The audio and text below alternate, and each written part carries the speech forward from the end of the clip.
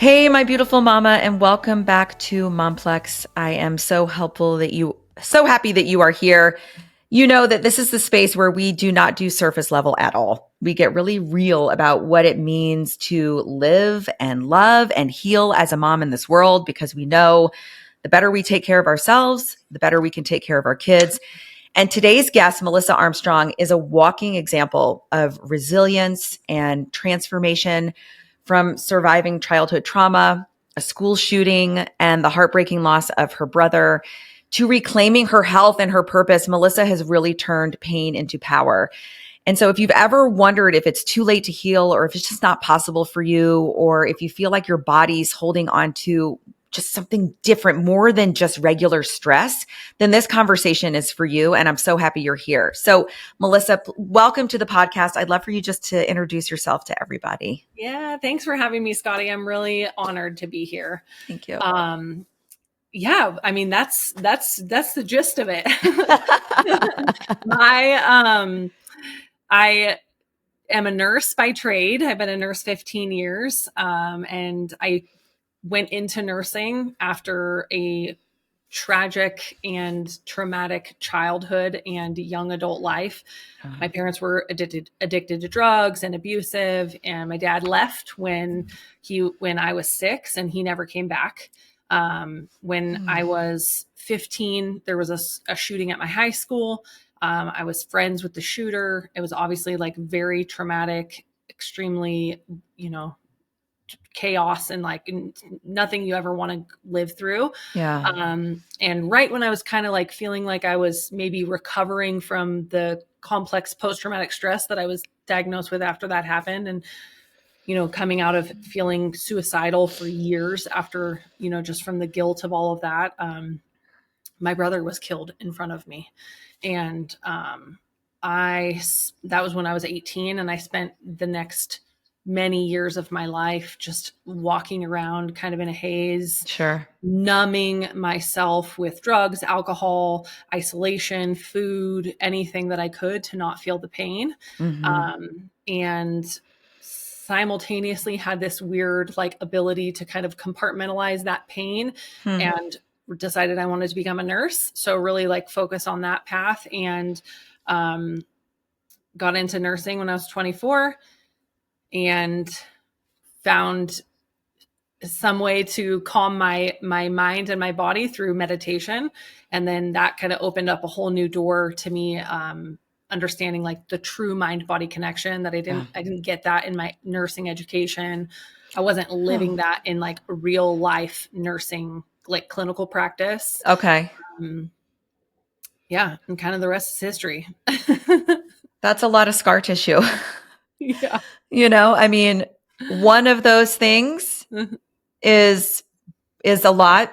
And, this, like, you repeatedly kept taking these punches in areas of life that you had no control over, right? But you were directly impacted. And I think that's something that happens a lot to us moms, and women. I think growing up in the house, you have a brother, I had brothers. There's something about even just the way people naturally expect girls and women to be. We become sponges, right? We start to become the carriers of other people's pain. And, while I'm really so intrigued by the fact that you have literally turned pain into purpose, not everybody has such a clear pull towards that. So when you were in this place where you had just lost your brother, you had gone through this incredibly traumatic experience in the high school. I mean, those are such formative years, right? It's our prefrontal cortex isn't even formed yet. Like, we're still living on emotional direction, and you're watching yourself, you're numbing with a lot of different coping mechanisms, which is completely understandable. That's a normal human experience. But what was the moment when you decided, I need to pick myself back up here, and I'm going to go into nursing? Because that's such a leap from where you were to how you chose to do that. Can you share, like, what were some of the conversations in your head that helped you kind of wake up and make a decision to completely shift and pivot in, totally out of your comfort zone? I'd love to hear that story.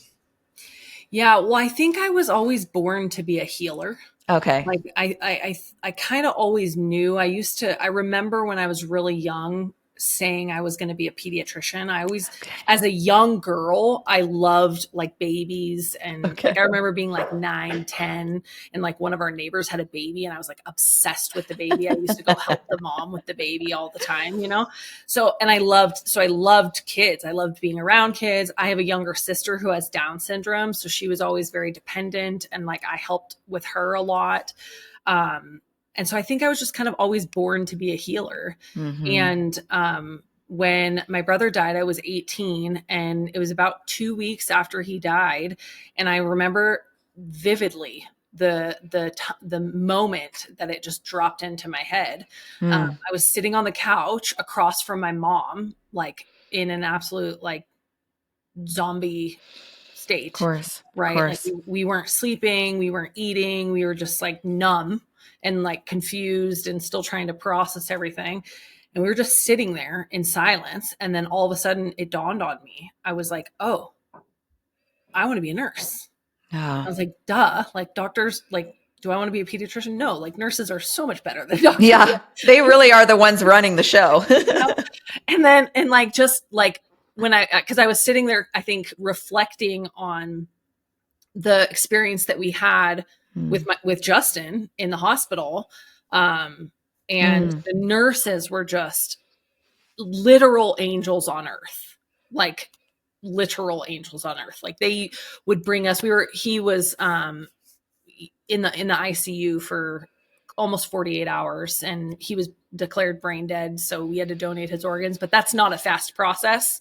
So Okay. we were kind of like, in limbo while they're like, trying to place the organs. And I never left his bedside, not once. Like I would go pee and then come right back to his bedside, and they would bring us like little, trays of like cranberry juice, like in their little Mm. Dixie cups, and like graham crackers. And like, I remember the nurses being like, honey, you should eat.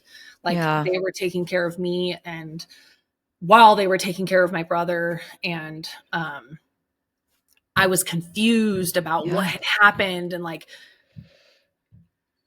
I don't know how much you want me to get into the specifics of it, but like when somebody's brain dead, like sometimes their body still moves.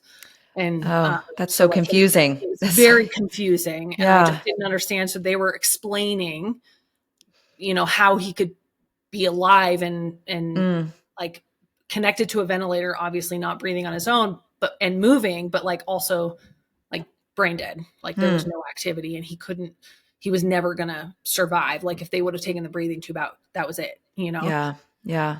And they were so compassionate and so angels on earth, you Angels on know? earth. Yeah. And so I was just sitting there reflecting on that, and all of a sudden it just dropped into my head, and I was like, I want to be a nurse. I want to help people like that. Like I want to help people at the worst time in their life. And I thought I would do that forever. I really did. I pursued that path, and I was like, okay, I always knew I was going to do pediatrics. So I ended up doing pediatric ICU for 8 years. And, after, in hindsight, I now know that's probably wasn't the best move for me. Like given my own nervous system and the trauma that I had been through, that was traumatizing in it of itself, Sure. Sure. Yeah. Well, you've become an angel on earth, literally, right? And now you're able to be there. And it's that knowledge, that experience. Nobody wants those experiences to become that reality. But now you could look somebody in the eyes and say, I understand. And you can say things to them, and the energy is so pure and authentic, I think, which somebody can feel, right? And I think that happens a lot. We're talking about Momplex. I think it happens so powerfully, conversations between moms and moms, right? Because nobody really understands what it feels like to have your heart on the outside of your body, right? As you're raising somebody that you really have only a marginal amount of control over for a very short amount of time. So the fact that you were able to, really shift that into a place of giving is incredibly powerful, because not everybody is put on this earth to be a healer. right? I think that we have different spots that we fall into, and some people follow the calling and they follow the urges and they see the direction. And I think that's really powerful when it becomes that clear, because you're able to heal yourself, but also give so much healing and certainty to people. And I think nowadays in situations like that, that's where someone feels so uncertain, so hopeless, so confused, and wondering, is this it? Am I ever going to feel anything but pain ever again? And so you're incredibly strong. And I think it's really, really powerful what you're doing. So you were working in the pediatric ICU, and you were a nurse, you said, for 15 years. And then now talk to us about how you've shifted and how you're continuing healing and showing up for today. Yeah, sure. Yeah. So I realized like early in my career, like working in the ICU, that in more ways than one, as a patient, I was experiencing a lot of, all the trauma that I had was like manifesting into physical symptoms in my body. So I was also a patient in that system. And I didn't feel like I was actually getting the care that I needed, but I didn't know anything different. When I was in my early to mid 20s, I was on 7 different prescription medications. I was told I was going to be on them forever. Like, you are anxious. Like, you are depressed. You have PTSD. Like, they put these labels and diagnoses on me. And then professionally, I always felt like there was something more, like it never felt like in the ICU, it's one thing because you're dealing with like acute illness, right? Yeah. But like it always felt like there was something more. And when I discovered meditation when I was 24. Oh, okay. And like I said, when I started meditating, like for the first time in my whole entire life, I felt calm in my body and in my mind. And that opened up kind of like a doorway for me where I suddenly like was like, oh, there's kind of like this whole other realm of healing, like natural healing and like the nervous system. Like, oh my gosh, like how powerful is the nervous system? And so when I left the ICU, I was always kind of trying to find like the right fit. I moved, I went into like just inpatient pediatrics. So doing more like lower acuity, arm fractures, like fever, vomiting like for multiple days. So they were in the hospital, but not in the ICU. Okay. Still didn't feel right. Ended up going into outpatient. I did like cardiology, dermatology, primary care. Nothing ever like felt like it was the right fit. And I remember getting into primary care and being like, this is it. Like, I can actually teach people and help them advocate for themselves and like teach them about their nervous system and stress management and nutrition and all of these things. Love that. And then I quickly realized like, there's no time for that in that system. And, that was like 2019. And then I was like, this doesn't align with what I feel like I need to be doing. I want to help people actually be well. I don't believe in the chemical carousel. I just don't. Yeah. I strongly and firmly am pro ICUs, ORs, ERs, and penicillin when you need it. But I don't think that system is designed to actually help people be well. I think it's great for acute illness, but for long-term health, it just doesn't exist in that model.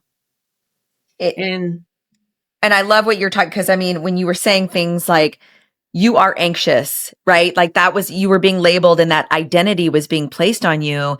Yeah. And when we are fed medications, I understand the importance of some supplements and education, even to kickstart, right? My daughter has ADHD and I couldn't even begin to teach her executive functioning until I got her on a focus medicine, right? But the goal was to eventually get her off the focus medicine and get below the hood to understand, so she could understand her body, her own system, so that she could create her own, I love the way you said it, a system to help people feel relief so they're not dependent. And I think that happens a lot with motherhood, right? Like we become labeled, you're the mom, you're the caregiver, you are the doormat, you are, your desires don't matter. And so then that disconnection from the mind and body happens immediately, right? Because our own worth then gets tied up into how our kids are doing, how our house is being run, right? And I love how you're coming in and you're helping them really take those labels off, right? The identity is us, right? And that in order for us to be our best, there's a real nuanced approach to that. It isn't a one size fits all. So, and I think it's incredible that you have continued. And I love this example that you're setting forth because you're continuing to research and educate yourself and try new things to help get to the bottom of it. And I think it's easy for people to stay, okay, I guess this is where I am. Yeah. I'm just here with anxiety and I guess this is how life is supposed to feel. And now they don't even search forward, but they need someone to go first. And I really appreciate you going first and kind of battling through that and showing what's possible. You talk about trauma showing up as physical symptoms in the body, which I think is a big new way people are talking. It's now becoming so common, right? On social media, you hear people talk about nervous system regulation. But what really are those signs that someone might be experiencing that is evident of unresolved trauma? And so, and it doesn't even matter what level because everybody's trauma is personal, right? But what are some of those physical signs that could be showing up in her body? Yeah. So this is such a big question. I love to talk about this stuff. So I think in order to answer that, it's important to understand like what trauma is and what the nervous system is and its job in the body. So trauma is not the event. It's what happens inside of you as a result of the event. So anything that's highly emotional, if you're navigating that in what feels like aloneness, so if you don't have supportive parents, if you don't have supportive people around you, and you feel like you're navigating something that's highly emotional, and that could be getting fired from a job, that could be a natural disaster, that could be, all these different things. In trauma world, they talk about like big T, little t. I hate that differentiation, like with a passion, because I feel like it glorifies some people's trauma while invalidating other people's. And people hear my story a lot and say, well, my story is not as bad as yours. And it's like, no. Nobody's as bad or worse or more or better or anything. It just is. It's your own personal experience because it's not the event. It's what happens inside of you as a result of the event, first of all.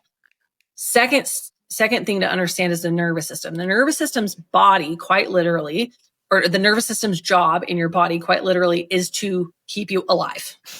That's the responsibility of the nervous system. It is your internal surveillance system. It is constantly scanning the environment, making sure that you are safe. Okay.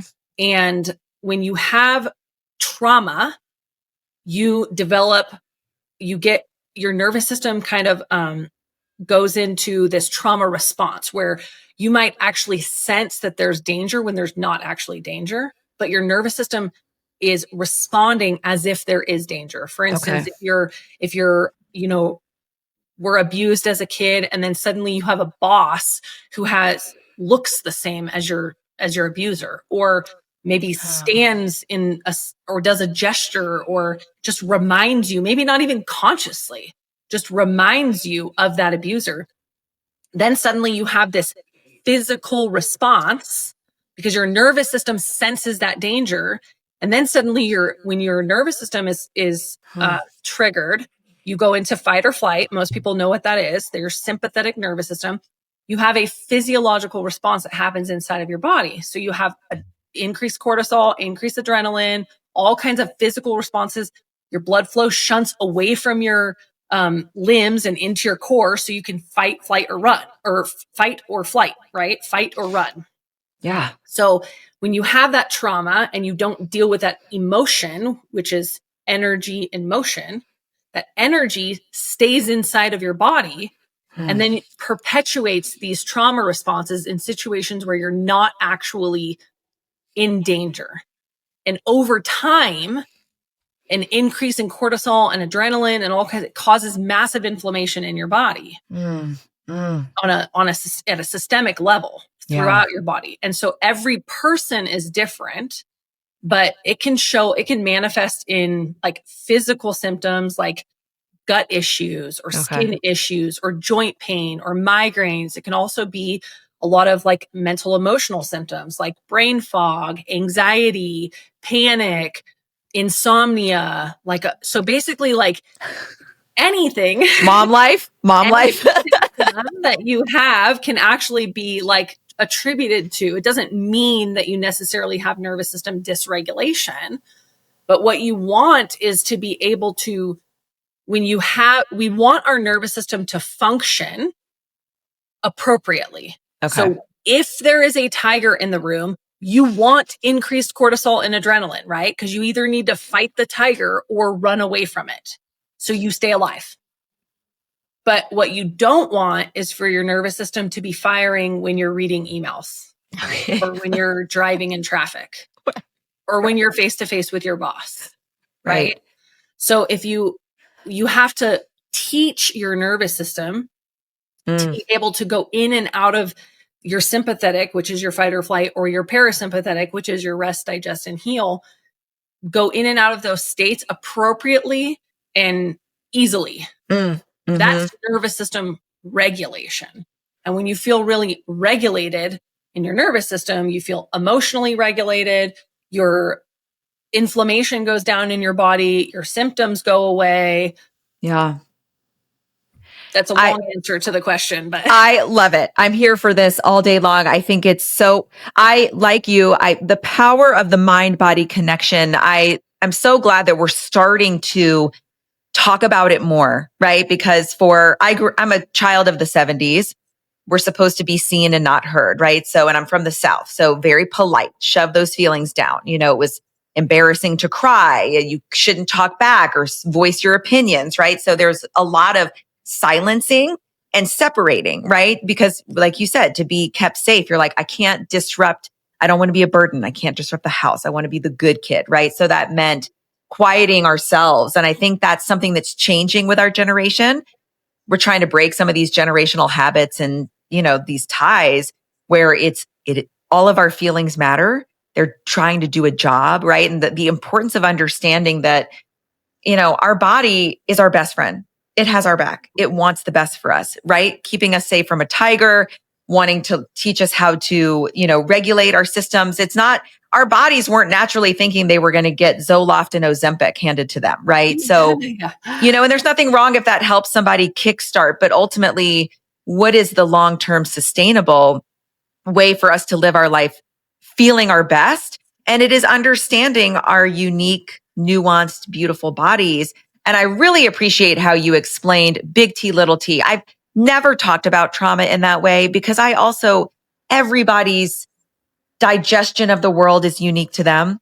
We have no idea what somebody went through in their life, right? So we have to be so respectful that, somebody slamming on their brakes in front of me and might not trigger me, but it could really trigger my best friend, right? And I think that's important for us to respect. But, for nowadays, we're very busy. Life is coming at us very, very quickly.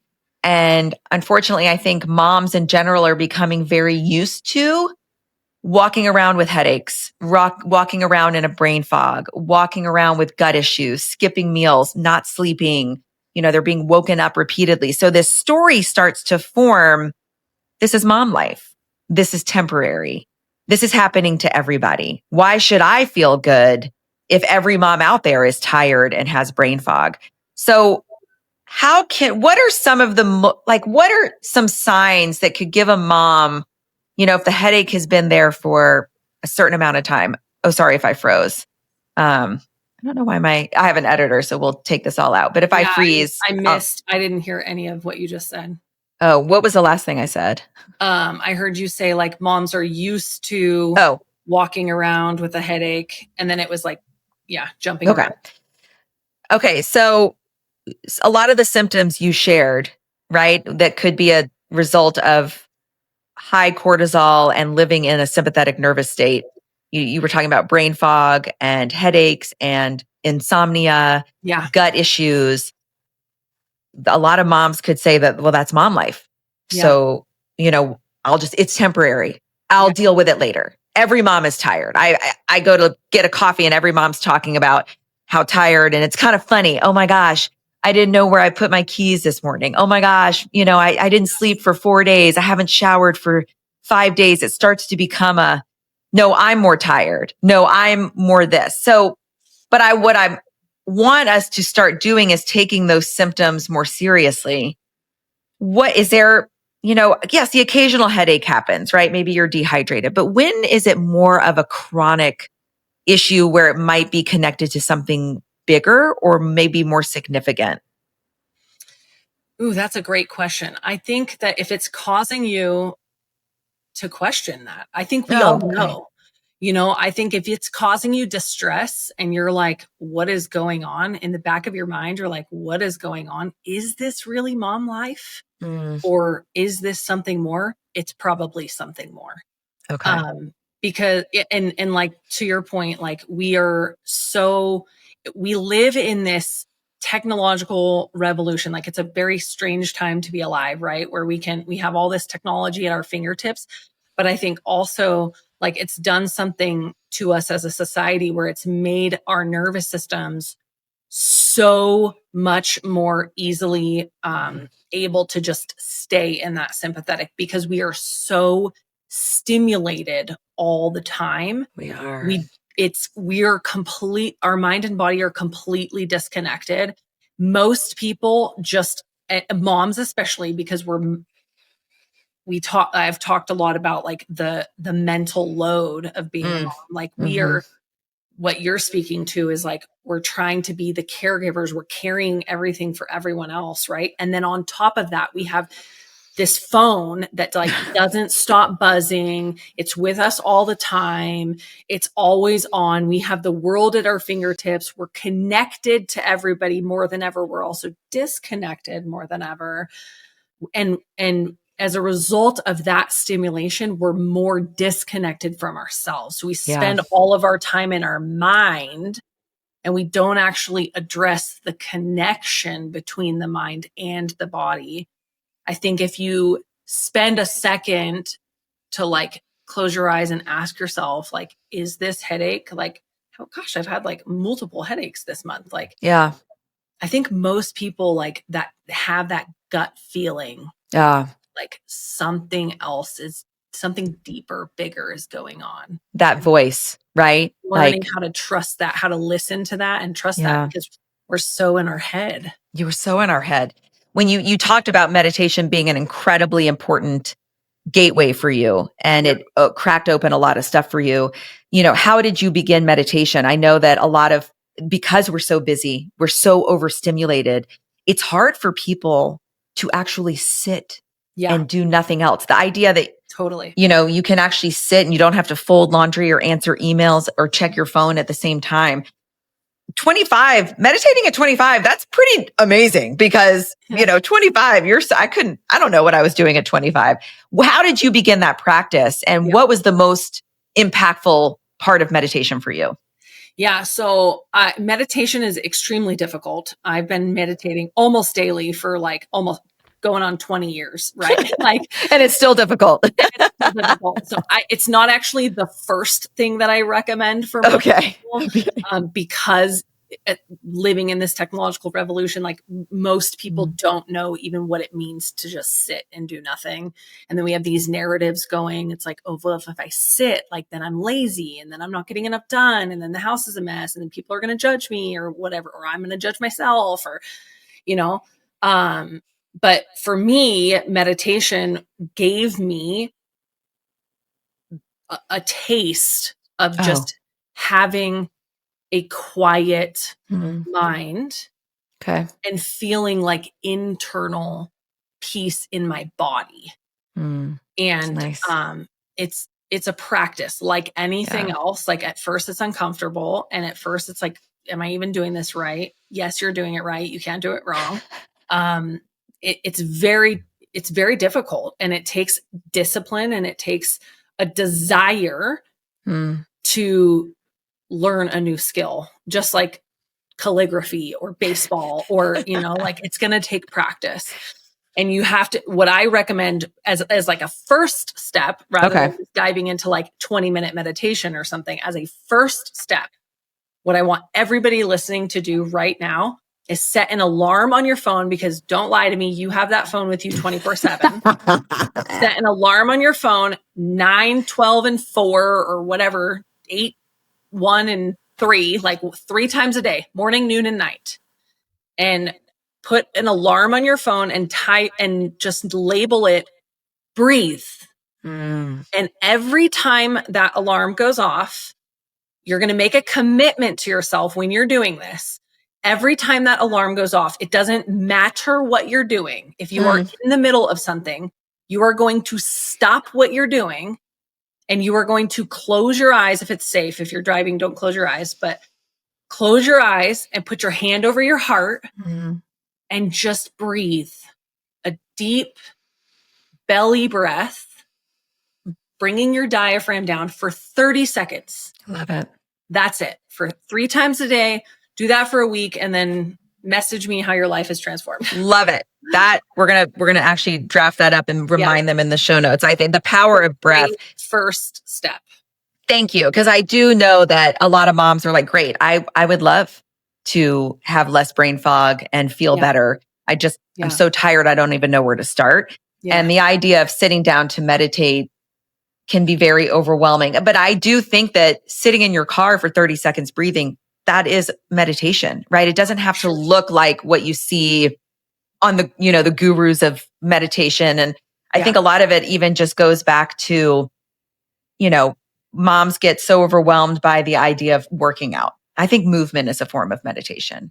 And, for a long time, I held myself to these rules that if I was going to work out, it had to look and feel like it did when I was 22. And so if I couldn't pull off that workout, I just didn't do it. And I just was saying, well, I'll just wait till I have more time. I'll wait till I have more energy. So then I got in the habit of not taking care of myself. Now I've reframed what movement could look and feel like no matter where I am, even if it's walk around the block, even if it's just do squats, 10 squats after I go pee or whatever, right? It's just that remembering. And I think the breathing, this is such a great way. This is a beautiful first step of just reconnecting to yourself, and it turns off fight or flight, those deep breaths.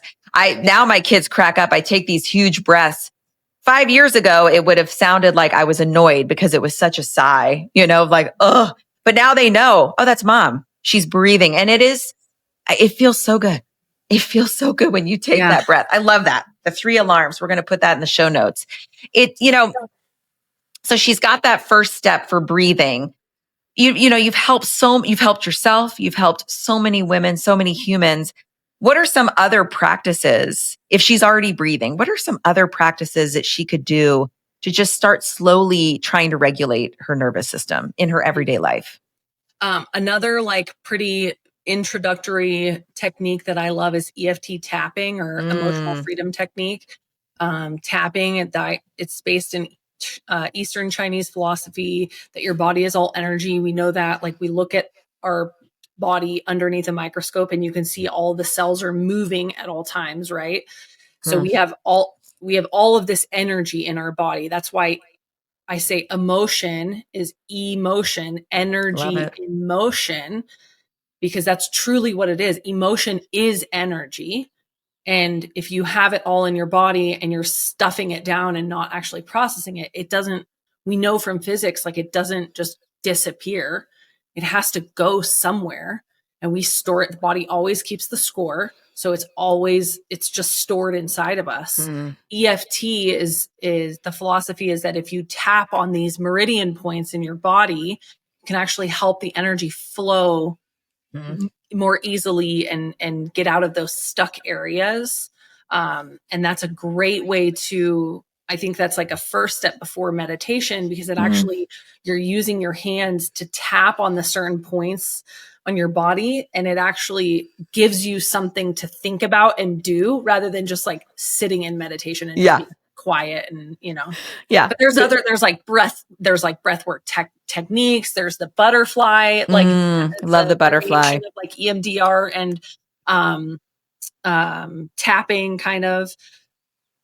There's so many different tools. Those are all like really easy intro, basic, Love like it. implement, but it's still going to be a choice.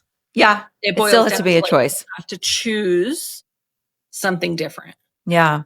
I really appreciate your wisdom and the way you're explaining, because it makes it feel very doable, and not that she has to wait till her kids are out of the house, or she needs to wait for circumstances to change. The breathing and the tapping, she can do that, right now. And Do it with your kids. That do is it with your I do it kids. with my kids. I I have love taught that. my kids how to tap. I have 2 boys, they're 5 and 9, and they tap on their own now, or they ask me if I can go and walk them through a tapping meditation, because like my 9-year-old, he'll be like, "Mom, I feel overstimulated. Can we go tap?"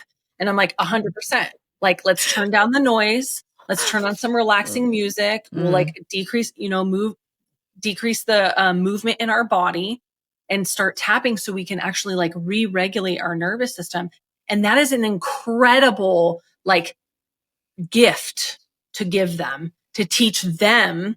I mean, I firmly believe, you said at the beginning, like the best thing you can do for your kids and everybody around you is take care of yourself. Hands down. 100%. Best thing you can do for yourself. It is not selfish. It is the best thing you can do for yourself. They're But counting on it. They're counting on us, right? Yeah. Teaching your kids the same techniques that you're learning, like, it's such a gift. I love that. I mean, think about that. What a great system. And I mean, think about that. They could use those modalities when they're walking into an exam, when they're about to go into a new classroom for the first time, when they're moving out on their house, out of the house to go be on their own. Yeah. You always, you want to make sure that you're instilling your support and love while you have your hands on them. But truthfully, the majority of their life, they're going to be living without you right next to them. So how can you continue to help them even when you're not in their exact space? Yeah. If we can just shift for a minute, I want to talk a little bit about what has just gone on recently with the Texas floods, because it's not 6 degrees of separation, right? So as if you're watching the news and you're seeing these moms lose their kids, you can almost put yourself in their shoes. But also the moms themselves, when we go through such a traumatic experience and still life is asking us to keep going. You have other kids, you have a job, you have responsibilities. You can't just sit in the corner and meditate for 5 hours a day. How can someone work through that type of trauma when life is still busy and chaotic, and when they feel so untrusting of the world, and their heart has been ripped out? Is this the kind of trauma? Of course, we can start to take care of ourselves, but I know with your experience, I'd love to just hear what you would advise if someone was listening and they're going through this right now. Yeah. Well, first of all, I think the biggest thing to remember is that your experience is valid. Yeah. And I think your emotions are it's data, right? That we're getting information that our body and our mind are giving us about what's going on. Okay. And sometimes like they just want to be like seen and validated. Like, isn't that true of like all of us? Like, we just want to be seen and noticed. So like you can just be like, "Oh, hi, grief. Yeah. Here you are again." Like, I just had last week was the 21st anniversary of my brother's death. And it was strangely, like the 20th anniversary I thought would be harder. This one was actually harder for me than the 20th anniversary. I just thought like 20, it's like kind of like a milestone, And I remember I felt fine until like that night, like all of a sudden at 6 p.m., I'm like overcome with grief. I'm like just about to start dinner and I just start crying. And I'm like, oh, wow. Like, hi, grief. Like, this just came out of nowhere. Wasn't expecting this. My husband had just gotten home and I was like, babe, I need you to take over dinner because I need to go. I need a few minutes for myself. And so I just went and took a few minutes and sat there literally like with my hand over my heart. And I just sat there and acted as if I was talking to like my best friend. Okay. But I'm talking to myself and I just validated my experience. I'm like, it like makes perfect sense that you're feeling grief right now. Like you're remembering all of these things, and this is a really sad memory, and you missed him. So it makes sense that you're sad. And it's okay for you to feel sad. Yeah. And just remember, like, emotions are like waves. They're going to come and they're going to go. And like some days the waves might be more intense. The surf might be up higher, might be a little bit more to the surface. Things are more to the surface when you're like not sleeping well. So focusing on physically taking care of your acute needs, sleep, water, food. Yeah. Making sure you're eating, sleeping, and drinking water. Okay. And then validating your own experience. Like, people fall short all the time.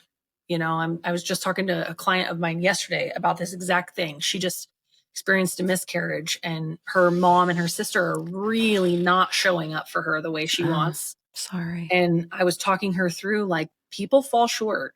Like, and a lot of times, like, people don't know how to deal with our grief.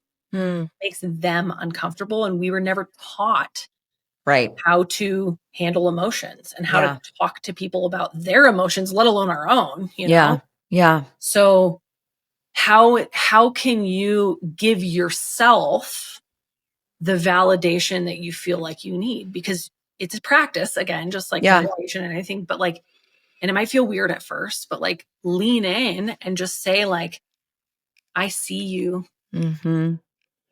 I love you. I'm here for you. What do you need right now? What can I do for you? Yeah.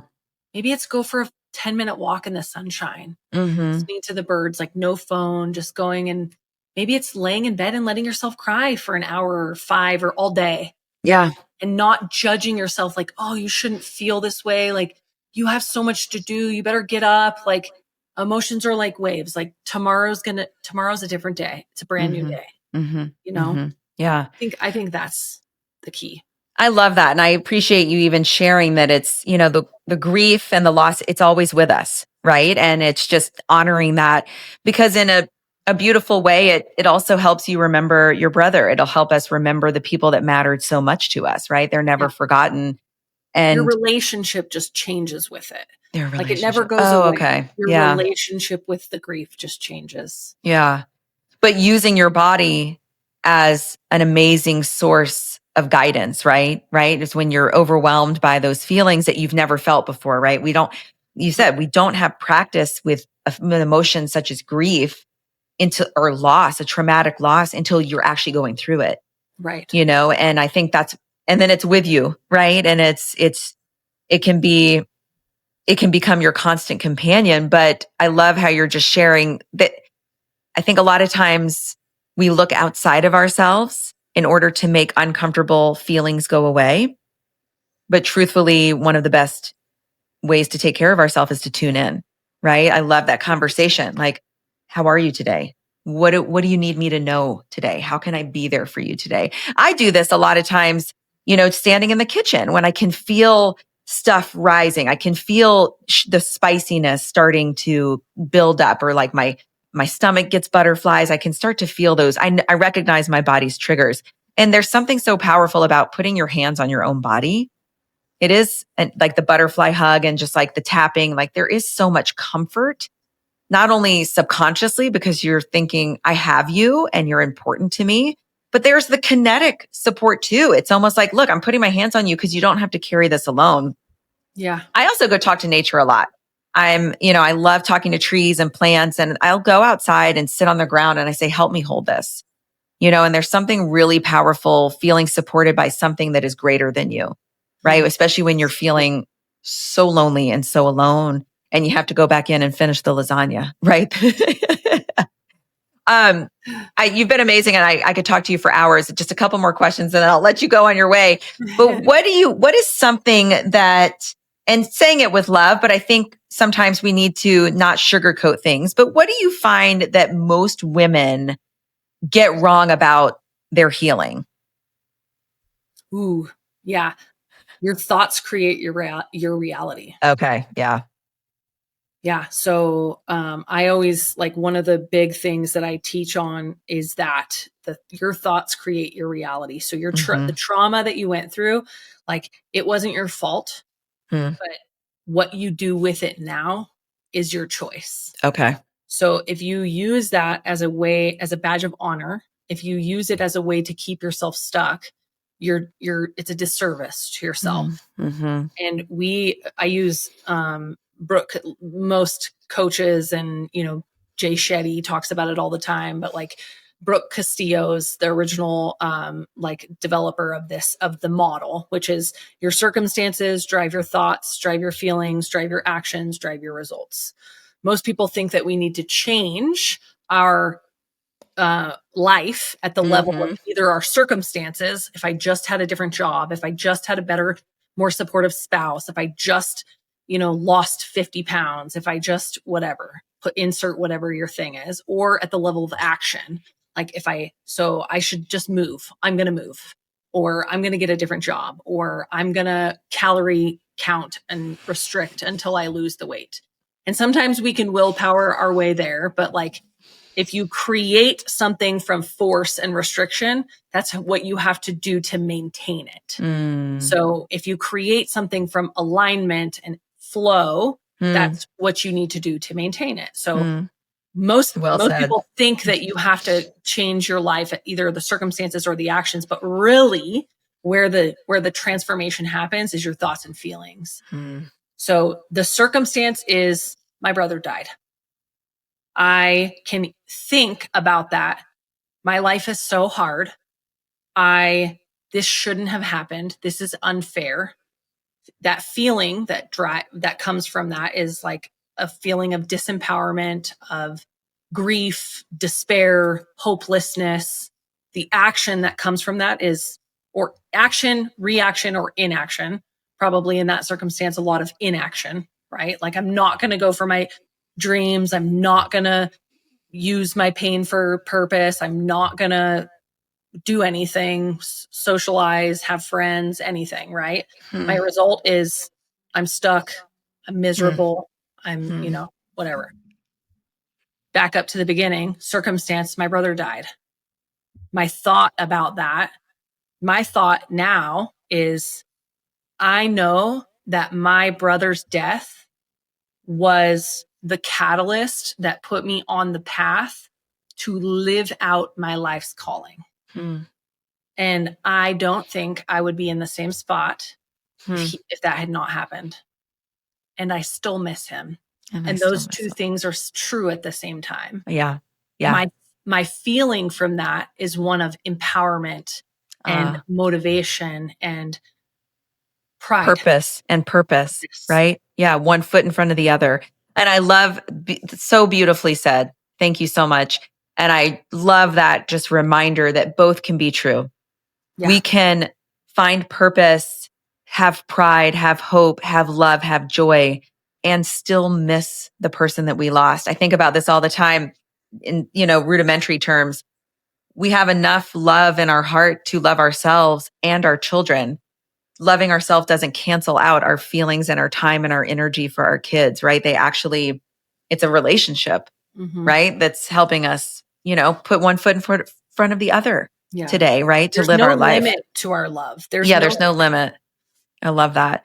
Well, this has been incredibly helpful. I really appreciate you've done such a beautiful job of explaining these topics that we're hearing. It's very buzzworthy right now, right? And I don't know that people are really digging into it. And a lot of people get their resources from Instagram and TikTok, no shame. But it's just nice to hear from somebody who has the expertise, the experience, the knowledge, and the purpose that's going out. So with that said, a mom who's listening and is experiencing this but wants more of your support, where can she find you? Yeah, my website is holistichealthbymelissa.com. That's also my Instagram handle, my Facebook name. You can search for me anywhere. My podcast, Holistic Health with Melissa. I offer lots of, I have a 3-day workshop coming up. I have free master classes, free, nervous system guides, like all kinds of stuff on my Instagram. Great. My website, my podcast is full of, stories of hope and tangible, practical tools to heal and change your life right now today. Like, what can you do right now in this moment? I love that. I'm going to drop everything in the show notes so you can go find her on all the different platforms and just start digging into your content, right? Like you do have a lot of free resources just to see what's available, and then reach out to Melissa if you want more personalized support, which is available. And I think that's such an important message. We don't ever have to go through any of this alone. Ever, ever, ever. There's definitely somebody out there, Melissa and myself. Not only are we walking the walk with you, but we really want to empower everybody to wake up and make the best choices for themselves. So I love that. Thank you so much for joining us today. Really appreciate it. And You're so happy to know you. And thank you so much. Yeah, you're so welcome. It was my pleasure.